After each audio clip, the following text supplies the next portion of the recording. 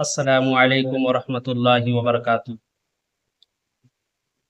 دوستو، آج میں ایک واقعہ سناتا ہوں جس سے ماں باپ کو یہ سبق ملے گا کہ ماں باپ کی نیکیوں کا اثر اولاد پر کس طرح ہوتا ہے۔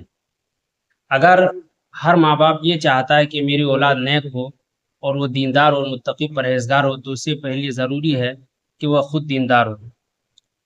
تو ایک واقعہ سناتا ہوں۔ پیران پیر شیخ عبد القادر جیلانی رحمۃ اللہ علیہ کے والد ماجد کا۔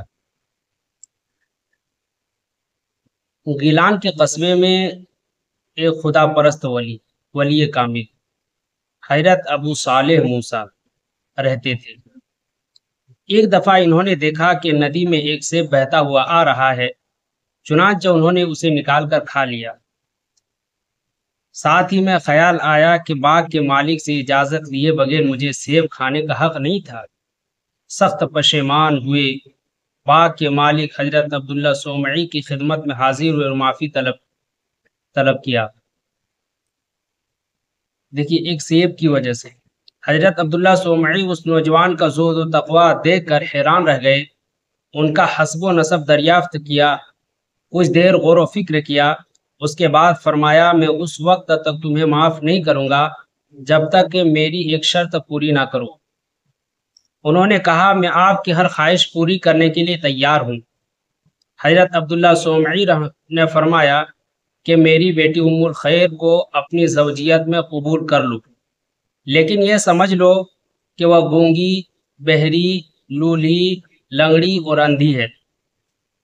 حضرت ابو صالح موسیٰ یہ سن کر کچھ دیر کے لیے خاموش ہو گئی، لیکن پھر خیال آیا کہ تمام عمر کا زہد و تقویٰ ضائع ہو جانے کا بھی اندیشہ ہے۔ رزق حلال میں حرام کی آمیزش ہو گئی ہے، یہ شرط مانے بنا چارہ نہیں۔ چنانچہ انہوں نے یہ رشتہ منظور کر لیا۔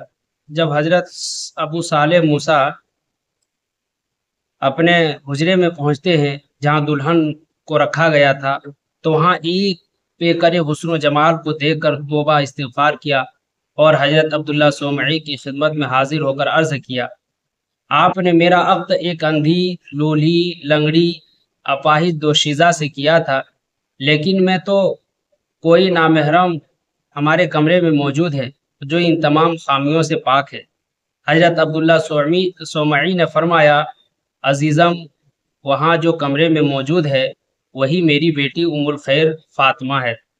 میں نے اس کو اندھی اس لیے کہا کہ آج تک اس کی نظر کسی نامحرم پر نہیں پڑی، بہری اس لحاظ سے کہا کہ آج تک کوئی بری بات اس نے نہیں سنی، گونگی اس لحاظ سے کہا کہ اس نے کبھی بری بات نہیں کی، لولی اس لحاظ سے کہا کہ اس نے کوئی خلاف شریعت کام نہیں کیا، اور لنگڑی اس لیے کہا کہ اس نے آج تک اللہ کے راستے کے علاوہ کسی اور راستے پر قدم نہیں رکھا۔